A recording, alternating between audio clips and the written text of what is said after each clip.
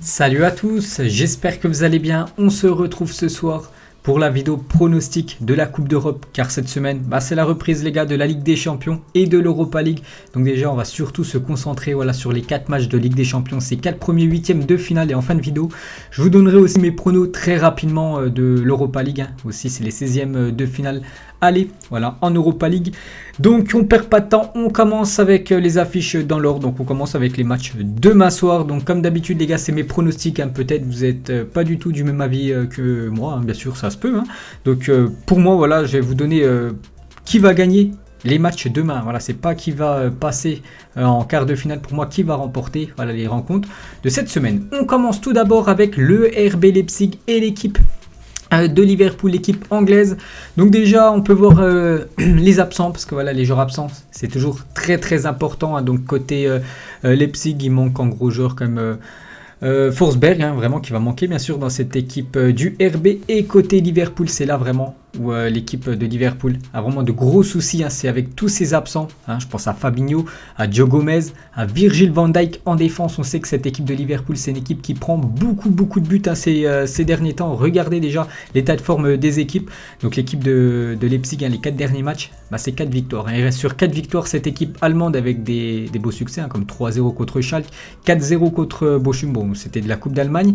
Mais voilà, l'équipe de Liverpool, elle, c'est le sens inverse. Il reste sur 3 défaites d'affilée cette équipe de Liverpool, avec une grosse correction prise il y a quelques jours contre Manchester City. Ils en ont pris 3 du côté de Leicester ce week-end. Donc pour moi les gars, je vais partir sur une victoire de Leipzig. Pourquoi ?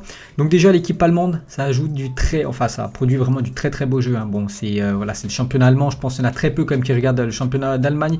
Mais vraiment Leipzig, derrière le Bayern, c'est la meilleure équipe en Allemagne. Ça produit du très beau jeu. Et je pense quand même qu'ils peuvent s'imposer contre cette équipe de Liverpool qui a beaucoup de difficultés, je vous ai dit, cette saison, surtout en défense.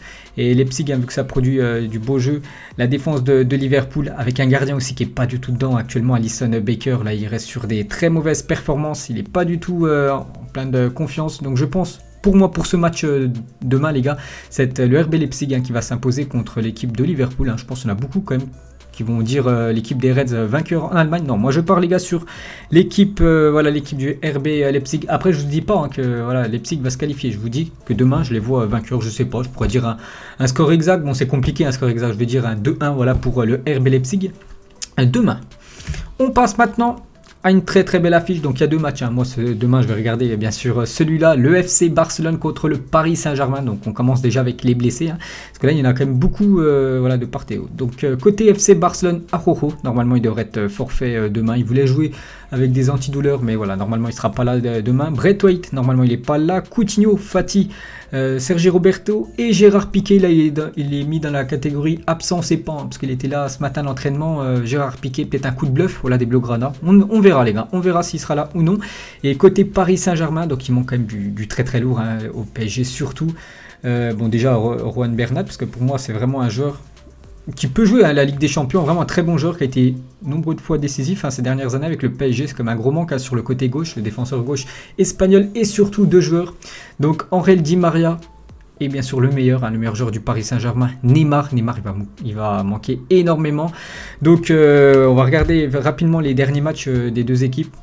Donc ça reste sur pas mal de victoires, que ce soit l'équipe du Barça qui a quand même gagné 5-1 au Camp Nou samedi soir. Sinon il n'y a eu que 2 victoires à part cette défaite du côté de Séville en Copa del Rey. Sinon le PSG aussi reste sur 4 victoires d'affilée. Donc ces 2 équipes quand même en pleine confiance. Après, n'oubliez pas que ces 2 équipes là se rencontrent souvent quand même ces dernières années en Ligue des Champions. Et si on regarde il y en a combien, les 5 dernières confrontations, on peut voir quand même que le Barça s'est imposé 4 fois contre le Paris Saint-Germain et le PSG une fois. C'était le 14 février 2017 avec ce 4-0. Puis après au match retour, ce 6-1. En 2015, 2-0 pour le Barça. Au match retour, 3-1 pour le Barça. Voilà, à chaque fois, c'est une victoire du FC Barcelone. Donc pour ce match, les gars, pour ce FC Barcelone-Paris Saint-Germain, donc c'est très compliqué à donner, bien sûr, un pronostic. Je vais partir sur un match nul. Donc moi, je vois vraiment cette équipe du Barça, comme d'habitude, avoir plus de possession de balle. Et je vois cette équipe du Paris Saint-Germain jouer en contre et punir vraiment cette défense du Barça. Je pourrais partir sur un match peut-être un partout. Mais moi, je pars sur le match nul, les gars. Je vous ai dit, le Barça, c'est un peu le même souci que Liverpool. ils ont quand même des difficultés en défense. Hein, on a dit, Araujo n'est pas là. Et voilà, Umtiti, il déçoit. L'anglais, hein, il est vraiment trop irrégulier. Mingueza, c'est pas ça. Donc si Gérard Piqué n'est pas là, je pense qu'il y a une carte à jouer quand même, surtout dans la défense des Blaugrana, qui va être vraiment très moyenne. Bon, le Paris Saint-Germain, en attaque, bon, il y a Icardi, hein. On sait que voilà, c'est un grand joueur, mais voilà, niveau vitesse, si ça joue en contre, hein, c'est plutôt lent. Il y a Kylian Mbappé, on ne sait pas si ça sera Sarabia ou Moskine, hein, qui sera aussi en attaque. Je pense que le PSG peut aller faire un match nul. Et surtout, le plus important pour le Paris Saint-Germain, c'est de marquer ce but à l'extérieur. Ça compte énormément, le but à l'extérieur. Voilà, c'est un match nul. Je préfère un 1 partout ou même 2 partout qu'un 0-0. Hein, il ne faut pas qu'il y ait ce score. Bon, ça m'étonnerait qu'il y ait 0-0 entre le Barça et le PSG. Donc voilà, moi je vais partir sur un match nul, les gars, entre le FC Barcelone et le PSG. Hein, ce serait, on peut dire, un score parfait quand même pour le Paris Saint-Germain avant d'accueillir, hein, cette équipe du Barça le mois prochain. On passe, donc là c'est les matchs de mercredi. Donc mercredi il y a le FC Séville contre le BVB. Donc côté Séville il manque quand même des bons joueurs, hein, comme Ocampos, c'est un joueur très important de cette équipe espagnole. Navas aussi, hein, blessure à la hanche pour le joueur espagnol. Et côté Borussia Dortmund, je crois il y a pratiquement tout le monde qui est là. Ouais, Witsel qui manque, Thomas Meunier, sinon le reste, voilà. Voilà, les gros joueurs sont là, comme Sancho, comme Haaland. Et pour ce match, les gars, donc déjà, on va regarder rapidement les 5 derniers matchs. Donc le BVB, les gars, j'en ai parlé pour ceux qui suivent un petit peu mes vidéos Zeddy. Hein, je vous ai dit, c'est compliqué cette saison. Ils sont 6e du championnat allemand. Ils ont beaucoup de mal. Et ça se voit par rapport aux derniers résultats. Regardez, il reste sur quand même les 2 derniers matchs, aucune victoire, hein, une défaite, un match nul. Très moyen pour préparer un match de Ligue des Champions. Alors que l'équipe de Séville, hein, les 5 derniers matchs, que des victoires. Et regardez, il n'y a que des victoires sans prendre de but. Hein. Ces 5 derniers matchs, 5 clean sheets pour cette équipe de Séville qui produit du très très beau jeu. Hein. Et pour moi, actuellement, je vois Séville meilleur que Dortmund. Donc mercredi, après-demain, je vois le FC Séville s'imposer contre cette équipe du BVB. Et le dernier match, ça sera mercredi en même temps, voilà, en même temps que Séville-Dortmund. Ça sera l'équipe portugaise de Porto contre l'équipe de Cristiano Ronaldo, l'équipe de la Juventus. Donc côté FC Porto, il manque, c'est des joueurs, bon, on va pas dire que c'est les plus gros joueurs de l'équipe. Voilà, il y en a quand même, ils sont pas là. Et côté Juventus, il manque quand même Arthur, Cuadrado, Dybala, hein, qui est pas là. Il y a Aaron Ramsey, mais bien sûr, il y a quand même pas mal, il y a un banc, hein, du côté de la Juventus, donc ça devrait le faire. Les derniers matchs des 2 équipes, la Juventus, hein, qui reste sur une défaite contre Naples, aussi un match nul contre l'Inter. Bon, ils sont qualifiés en coupe d'Italie. Sinon, ouais, c'est quand même une belle série pour la Juventus, alors que l'équipe de Porto, hein, c'est 4 derniers matchs, 4 matchs nuls.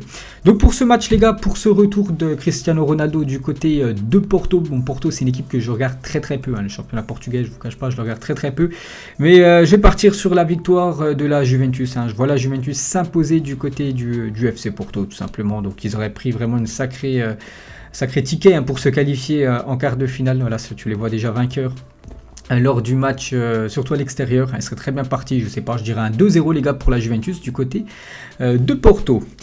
Et on va finir rapidement, les gars, je vous ai dit, avec l'Europa League. Donc là, on fait match par match, hein. Donc voilà, j'ai noté tous bien sûr, mes favoris.